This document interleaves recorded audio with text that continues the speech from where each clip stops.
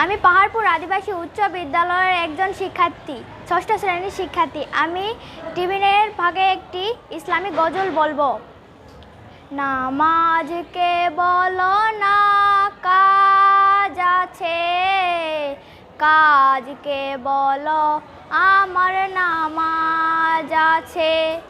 নামাজ বিহীন পারে কি জবাব দিবে তুমি প্রভুর কাছে?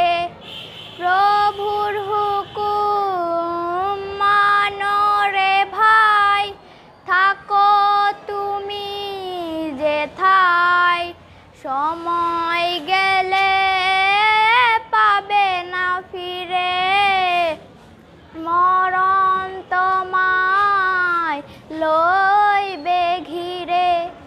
জেনে রেখো মরণ তোমার অতি কাছে।